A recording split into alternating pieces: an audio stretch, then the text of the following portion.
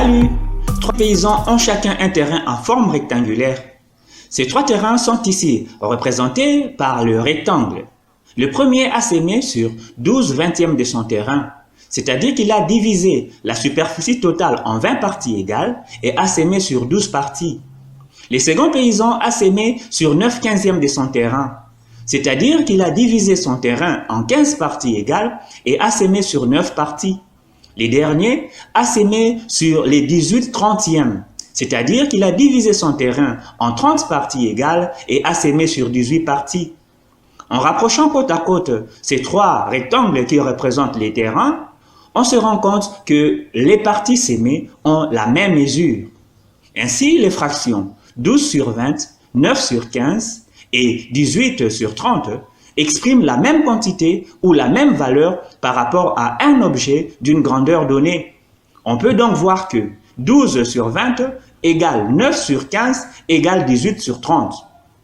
Et du fait que le deuxième terrain a été divisé d'abord en 15 parties et on a sémé sur 9, cette fraction est plus simple que la première et la dernière, car elle exprime la même quantité avec les numérateurs et les dénominateurs respectivement inférieurs aux autres.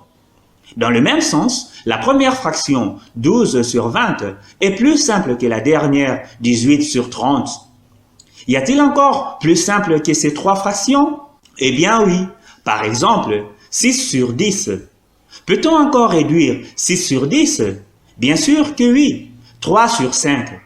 Cependant, il n'est plus possible de simplifier ou réduire la fraction 3/5, car les numérateurs et les dénominateurs sont premiers entre eux. Ils n'ont que 1 comme diviseur commun.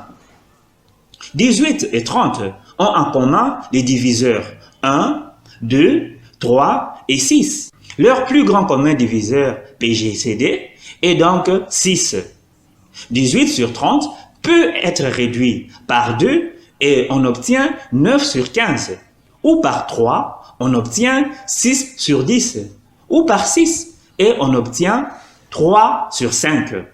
18/30 égale 9/15 égale 6/10 égale 3/5. Simplifier ou réduire une fraction revient à diviser les numérateurs et les dénominateurs par un même nombre non nul. Si les numérateurs et les dénominateurs, qui sont les termes d'une fraction, ont plus d'un diviseur, alors la fraction est réductible. Sinon, ils n'ont que 1 comme diviseur commun. La fraction est dite irréductible. Dans ces cas, les numérateurs et les dénominateurs sont premiers entre eux. On peut observer que les 3 fractions 12/20, 9/15 et 18/30 se réduisent à une seule fraction irréductible, 3/5. Ainsi, de manière générale, une fraction A/B se réduit à une autre fraction équivalente C/D s'il existe un nombre n tel que la valeur absolue de n supérieure à 1. A égale à C multiplié par n et que B égale à D multiplié par n. N est un diviseur commun de A et B. Quand on multiplie les numérateurs et les dénominateurs d'une fraction par un même nombre m non nul, on obtient une fraction équivalente à la première. A multiplié par m sur B multiplié par m égale A sur B. De même, quand on divise les numérateurs et les dénominateurs d'une fraction par un même nombre m non nul, on obtient une fraction équivalente à la première. A divisé par m sur B divisé par m égale A sur B. Par conséquent, une fraction irréductible a une infinité de fractions réductibles équivalentes à elle. Par exemple, la fraction 7/4 est irréductible, mais a une infinité de fractions réductibles qui lui sont équivalentes. Il suffit de multiplier respectivement les numérateurs et les dénominateurs par 2, on a 14/8, par 3, on a 21/12, par 4, on a 28/16, par 5, on a 35/20, par 6, on a 42/24, et ainsi de suite. Par m, on a 7m sur 4m. Un algorithme pour rendre une fraction irréductible. Au début, on prend la fraction. On vérifie si les termes ont un diviseur commun supérieur à 1. Si oui, on divise les numérateurs et les dénominateurs par ces diviseurs communs. On obtient une fraction plus simple que la première. On rentre, on vérifie encore si les termes ont un diviseur commun supérieur à 1. Si oui, on répète les deux opérations tant que ça sera toujours vrai. Sinon, on a une fraction irréductible et c'est fini. 3 exemples nous aideront à maîtriser la simplification ou la réduction des fractions. Nous allons simplifier les fractions suivantes. Moins 228 sur 60, 168 sur 350 et moins 2730 sur 3990.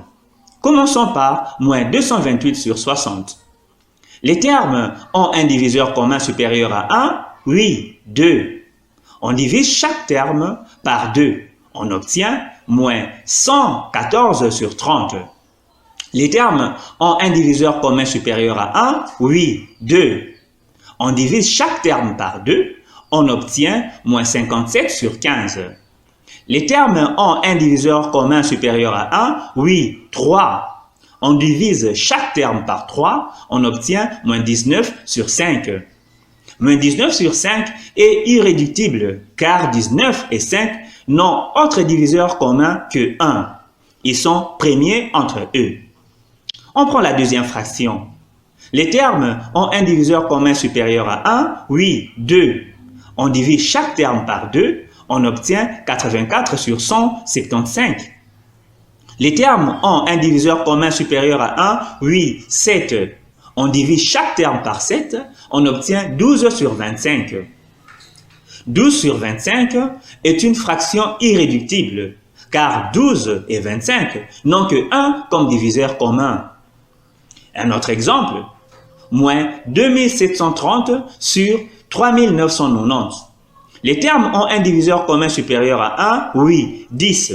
On divise chaque terme par 10, on obtient moins 273 sur 399. Les termes ont un diviseur commun supérieur à 1? Oui, 3. On divise chaque terme par 3, on obtient moins 91 sur 133. Les termes ont un diviseur commun supérieur à 1? Oui, 7. On divise chaque terme par 7, on obtient moins 13 sur 19. On va retenir que pour réduire une fraction, en la rendant irréductible, on peut soit diviser directement les numérateurs et les dénominateurs par leur PGCD, soit diviser successivement les numérateurs et les dénominateurs par les diviseurs communs jusqu'à rendre la fraction irréductible. En conclusion, pour simplifier une fraction, il suffit de diviser les numérateurs et les dénominateurs par un même nombre, diviseurs communs. Et pour rendre une fraction irréductible, il suffit de diviser les numérateurs et les dénominateurs par leur PGCD. Cependant, il faut noter qu'il est peu aisé de trouver directement les PGCD de deux nombres, alors qu'en regardant les numérateurs et les dénominateurs, on peut reconnaître un diviseur commun et simplifier la fraction par ces derniers. Dans ces cas, pour rendre la fraction irréductible, il faut répéter cette opération jusqu'à ce qu'elle les devienne. Revenons à notre exemple de départ des 3 paysans et les 3 terrains rectangulaires des mêmes mesures. On pouvait constater qu'il était plus simple d'utiliser une fraction irréductible pour exprimer la partie à cultiver. Et en plus, il n'y a qu'une et une seule fraction irréductible alors qu'il y a une infinité de fractions réductibles qui lui sont équivalentes. Ainsi, de manière générale, qu'on soit en mathématiques, en physique, en chimie, en biologie, en économie ou un autre domaine qui utilise des quantités, s'il faut utiliser une fraction pour indiquer une quantité, il est mieux de la simplifier. Heureux les simples, car ils seront compris. Bonne simplicité et simplification à toutes et à tous.